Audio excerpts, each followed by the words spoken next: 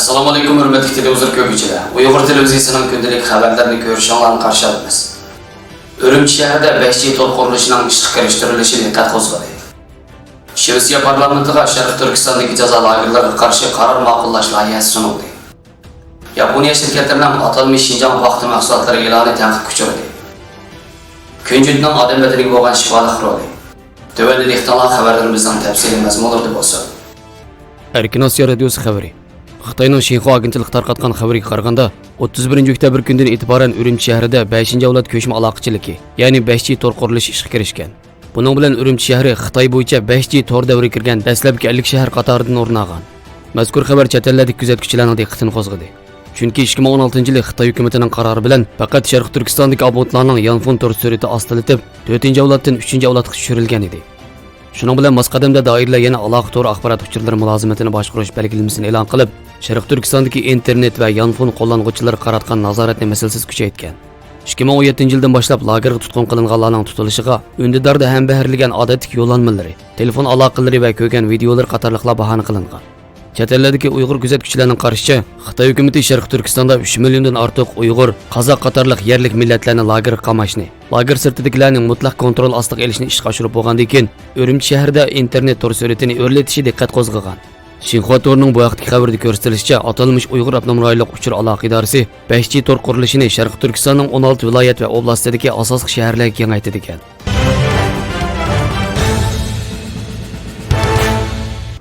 Şivisiya parlamentining to'rbatlarida kuchirlarda ma'lum bo'lishicha, Shivisiyada hokimiyat beshib turayotgan eng chong partiyalardan biri bo'lgan Sotsial Demokratlar partiyasining parlamentdagi a'zolaridan Sarkan Ko'sa va Tomas Hamberi qatorliqlar Shivisiya parlamentiga Xitoyning Sharq Turkistonda ta'sis qilgan jazo lagerlariga qarshi qaror ma'qullash to'g'risida rasmiy doklad sungan. Shivisiya Uyg'ur ma'rif uyushmasining raisi Nijat Turg'un apandining bildirishicha, mazkur loyiha bu yil dekabr oyiga qadar parlamentda 4 qatim mulohiza qilinib, oxirida 7 partiyaning muzokarasidan o'tdi ekan. Mazkur qaror loyihasini izohlagan dokladda Uyg'urlarning navbatdagi og'ir vaziyati atrofli bayon qilingan bo'lib, Xitoy hukumatining Sharq Turkistondagi har turli zulmlari, jazo lagerlari va lager sirtidagi Uyg'urlar duch kelayotgan tahdidlar, G'arbdagi 23 davlatning Birlashgan Davlatlar Tashkilotida Xitoyning kishilik huquq dafsandichiliklari ham jazo lagerlariga qarshi birlashma bayonot e'lon qilganligi, Sharq Turkistondagi atalmish tarbiyalash markazining amaliyot turmi ekanligi, Shivisiya hukumatining bunga qarshi tadbir elishi zarurlik qatorliqlar o'tirib qo'yilgan.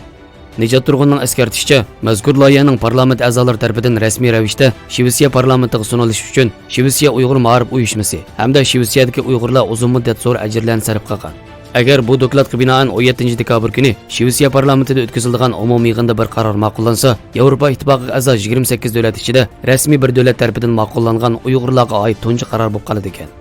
Shivisiya parlamentining to'rbatlarida kuchurlardan ma'lum bo'lishicha, bu yil ichida Shivisiya Tashqi ishlar ministrligi va kishilik huquq komitetlarida 4 qatim Uyg'urlarning navbatdagi qiyin vaziyati to'g'risida munozaralar ilib berilgan va guvohlik berish yig'inlari uyushtirilgan. Shivisiya davlati Germaniya Tashqi ishlar ministrligining o'tgan yil e'lon qilgan Uyg'ur muhojirlarni Xitoyga qaytarmaslik prinsipini qizg'in qo'llagan davlatlarning biri bo'lib, Shivisiya hukumati bu xususda o'xshash mazmunda bir qaror qabul qilgan edi.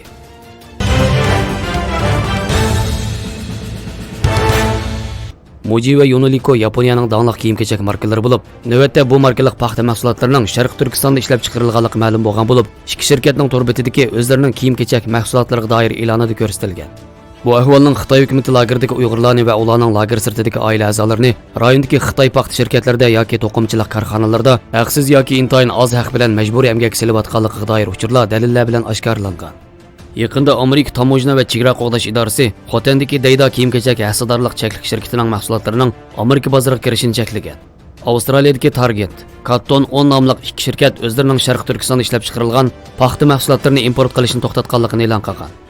Yaponiya Muji shirkatining to'g'ridagi e'londa Mujining Oxford markali ko'ynik tanishtirilib, Mujining Xinjiangda inchkilik bilan qo'lda uzilgan organik paxtadan ishlab chiqarilgan Oxford erkaklar ko'yniki pokiz loyihalangan ham yumshoq, ham salqin mahsulotdir deyilgan.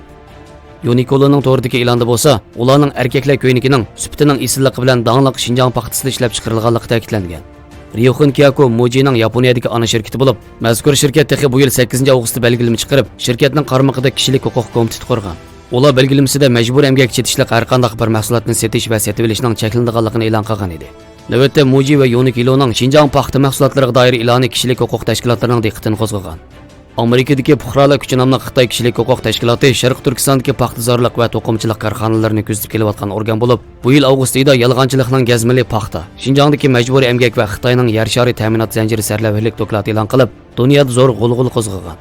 Dokladda 2014 yildan beri Sharq Turkistonga 2200 to'qimchilik korxonasining o'rnashganligi, ularning ichidagi Huafo moda kiyimlari, Lutay to'qimchilik shirkati qatorliq korxonalarning Target, Blueberry, Calvin Klein, Hugo Boss, Armani qatorliq xalqaro shirkatlarni mahsulot bilan ta'minlayotganligi, Xitoy hukumatining 2018 yili 450 ming Uyg'urni bu korxonalarga o'rlashtirganligi, ularning ko'p qismining lagerdagi tutqun qilingan yoki qamoq hukm qilingan mahbuslarning urug' tuqqani, shundaqla yo'qsul Uyg'ur oilalar ekanligi ta'kidlangan.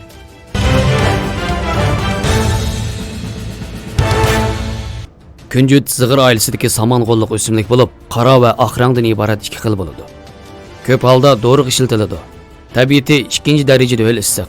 Shifoliq roli badanni samartish, sut va mani ko'paytirish, bahni quvvatlash, hayz ravonlashtirish, bovasir qinini to'xtatish qatorliq xususiyatlarga ega bo'lib, yo'tal, ziqqa, gali yirikligi, bovasir, har xil ishiq, suydik tutilish, suydik temib kelish, hayz tutilish va oshqozon og'riqi qatorliq kasalliklarga ishlatiladi. Ammo uzunda singadi. Kunjutni suvda ezib, uningga seriqmay qo'shib ishlatilsa yoki 6 gram kunjutni 1 gram yong'oq meg'iz bilan aralashtirib iste'mol qilsa, bovasirning qinini to'xtatadi. Kunjutni so'qib, uningga qora shakar aralashtirib, ko'malash tayyorlab yegizilsa, suydik temib kelishni yaxshilaydi.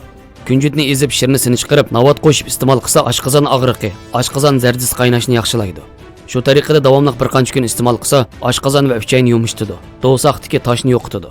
Kunjutning qaynatilgan suyini noqit bilan ichsa, hayzni ravonlashtiradi. Kunjutning qaynatilgan suyidan 60 ml ga 30 gram vasalg'u chilangan suv, 15 gram rom badiyan suyi qo'shib, nashtida ichib olsa qon buzilish, manbalik qichqoqni yo'qitib, terini yumshatadi, teri yiriqligini yo'qitadi. Kunjut bilan zig'irni qo'shib, so'qib qaynatib, kindik ostiga tangsa, balyat qushchiqini yondiradi. Nonning yuziga sepibmi iste'mol qilinadi.